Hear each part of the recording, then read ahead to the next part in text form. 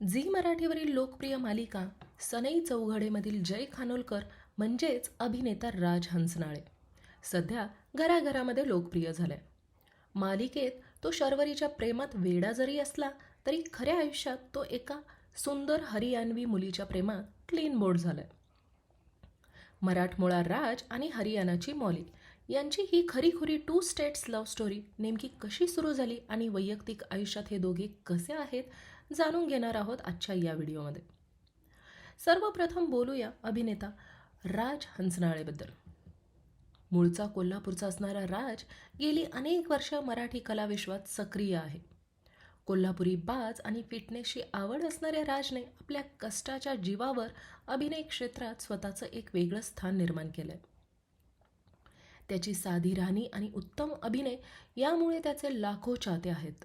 पण कोल्हापूरच्या या मराठमोळ्या अभिनेत्याचं मन आलं ते थेट हरियाणाच्या मुलीवर. राजची लाईफ पार्टनर म्हणजेच मनीषा देसवाल, जिचं टोपण नाव आहे मॉली. मॉली ही मूळची हरियाणाची आहे आणि हे दोघं एकमेकांना 2013 पासून म्हणजेच लग्नाच्या जवळपास 6 वर्ष आधीपासून ओळखत होते.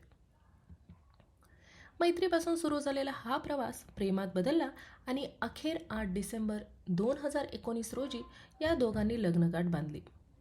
राज महाराष्ट्रीयन तर मनीषा हरियाणवी असल्यामुळे चाहते आणि त्यांचे मित्र या जोडीला अगदी टू स्टेट्स मूवीसारखी जोडी म्हणून ओळखतात.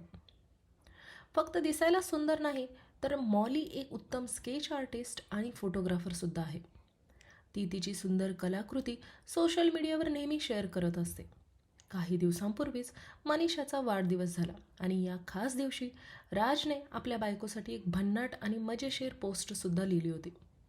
राजने लिहिलं होतं, माझी पर्सनल असिस्टंट, माझी मॅनेजर, माझी पापराजी, माझी एडिटर, माझी गुगल, माझी सतत फिरकी घेणारी व्यक्ती, 24 तास माझ्यासोबत असणारी माझी स्टँडअप कॉमेडियन, माझी डायटिशियन आणि सगळ्यात मोठी चाहती, माझी सर्वात जवळची मैत्रीण आणि महत्त्वाची म्हणजे माझी पत्नी, तुला वाढदिवसाच्या खूप खूप शुभेच्छा.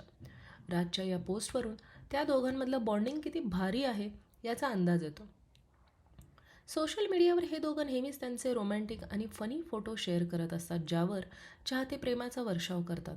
तुम्हाला राज आणि मनीषाची ही जोडी कशी वाटली आम्हाला कमेंट करून नक्की सांगा.